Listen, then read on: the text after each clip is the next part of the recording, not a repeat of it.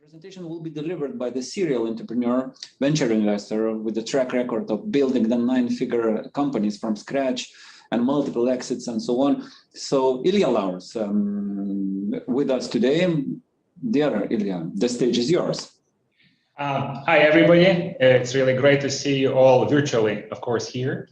So I really want in 15 minutes to present how the world is changing, but also how the whole change accelerated due to the pandemic. So the topic is pretty abstract. How do you really, in fact, stay relevant? Well, everything's digitized. And I will start from a really simple thesis. If the humans believed that we are superior to machines intellectually and creatively, that is no longer the case. So it's a very provocative statement, but basically we're going really fast into the world where your competence, your diploma really matters very little.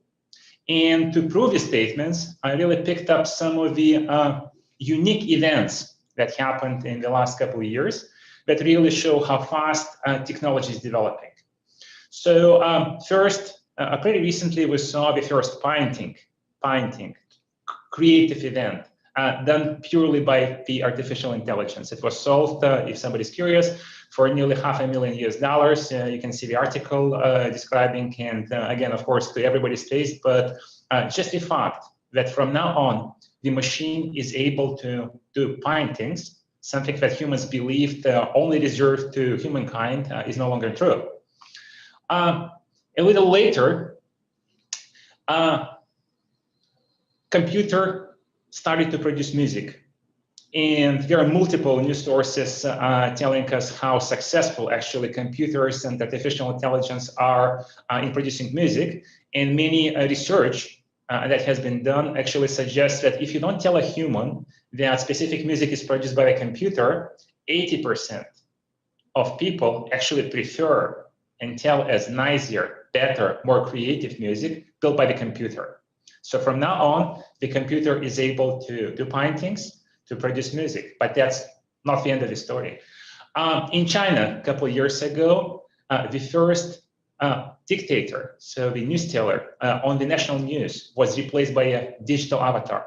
So basically not only the computer speaks, but also it appears, it feels, it expresses emotions, it replaces the human in telling the news.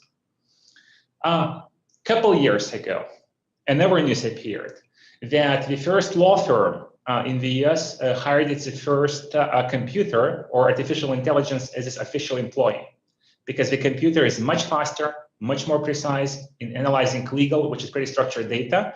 And basically the take on that was that the computer in the role of a legal advisor is 1,000, if not 1,000,000 times more effective than a human, because it can process multiple sources at the same time. Another interesting story is the computer has produced a documentary movie, a full movie. So basically you just write a script and say what you want to see, and the computer produces the whole movie. That's already the past, that happened. And on the fun note, I don't know if some of you follow Boston Dynamics, which to me is an example of probably one of the best companies that work in the robot space.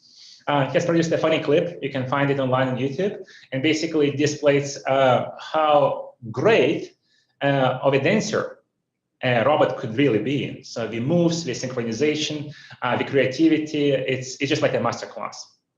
So all those illustrations basically lead to a very simple kind of projection, saying, hey, it's pretty naive for a human to believe that we're the most intellectual, the most creative being on the planet. No longer that's the case. And now the true question is, really, will we control the technology, or the technology will control us? That's the real question.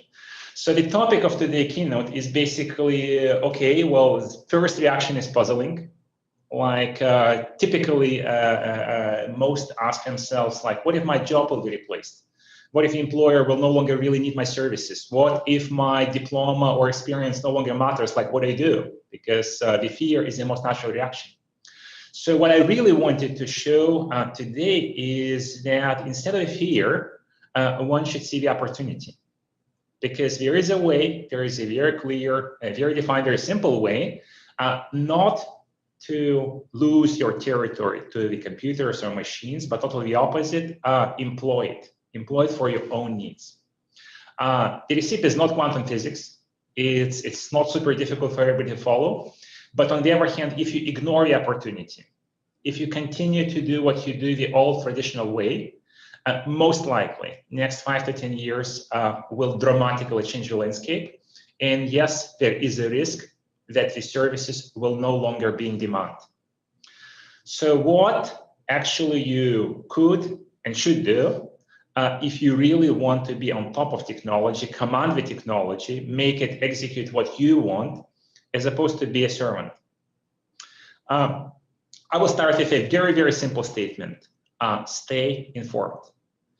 It does sound simple, but when you really close your eyes and ask yourself, do you really spend that much time learning what's new out there? Like, probably the answer will be not really. So rule of thumb that I recommend recently is spending at least a full day a week.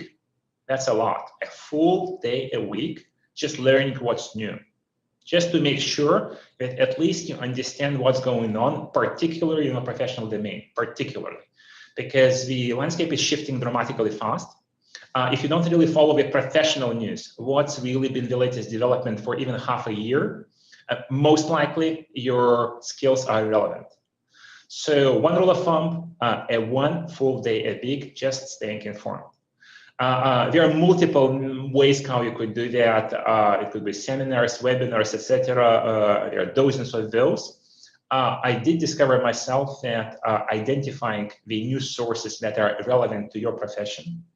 I prefer blogs, not books, not webinars, not seminars. Professional blogs coming from directly from the top authorities in the space are the best, the fastest, the most fresh news source, but you could select yourself. But basically, again, I will repeat myself, unless you as a person spend one full day a week learning what's new, just learning, just staying informed, chances are you will become irrelevant.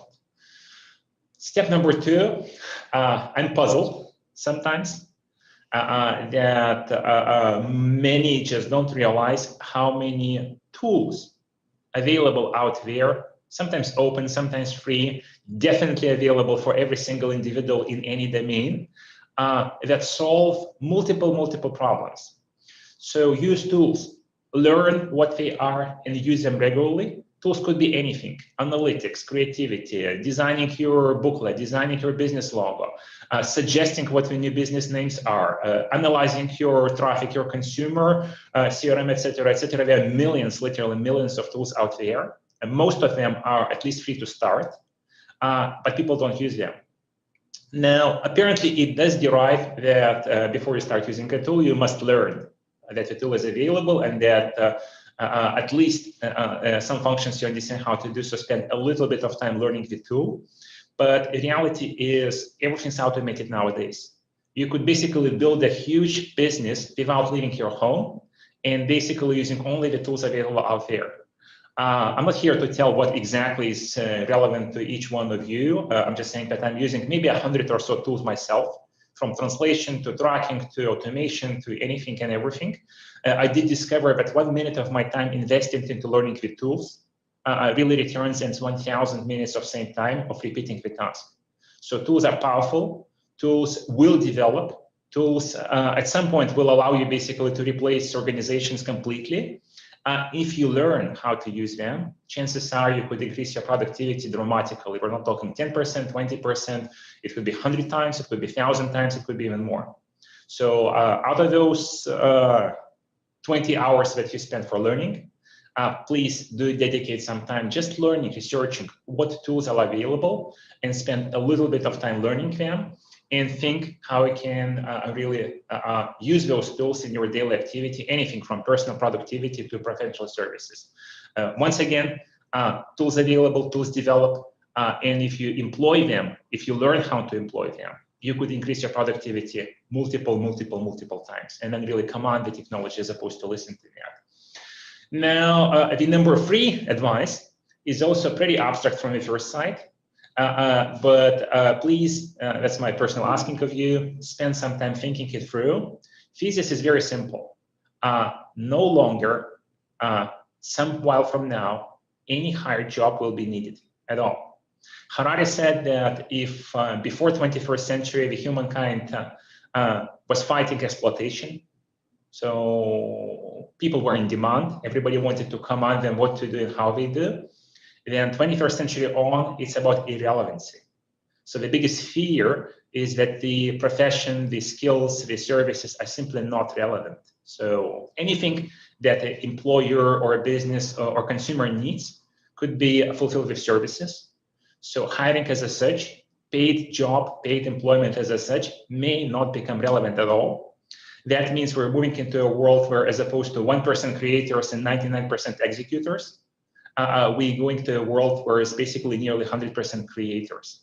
So if you are able to create anything, how you apply the technology to the consumer, how you decide how to do something better, if you invent something, even if it's very, very little, it's simple, then basically you rule the world. Now, if you don't know how to invent, then chances are any service simply not in demand. So creators and inventors will really command the world. And anything which is execution, which is hiring, risks to be just like disappeared, etc. And the creativity does start with responsibility. So interestingly enough, curiously, I'm like really closing my short keynote with a very basic, simple message that it really does boil down to the very core human virtue. Take responsibility for yourself. Take responsibility for your future, for your development. Unless you yourself design your work, design your workplace, design what kind of activity and how you do, unless you do that, there will be nobody, not employer, not the government, not anybody to tell you what to do. Because creators and machines will basically comprise the world. And unless you do learn how to create, how to innovate, how to do something which nobody else on the planet does, chances are that yes, definitely everybody will be able to survive, because the economy is on the verge of being able to basically satisfy everybody's basic needs even without having to work. Some countries already there. Yes, we don't have to fight for food any longer in the short future, but relevancy, making sure that you really add something to the world is key. Currently, my take that not that many people really do that. Most people prefer to follow the script, to tell what's asked, to basically execute. So that is about to change. So my very last comment is it's all about creativity, which does derive from responsibility for yourself, for your profession, for your work, for your future. So pretty much it. As always, I'm available on questions on LinkedIn and Facebook. For now, thank you, organizers, for such a beautiful event, and wish you all luck. Thank you.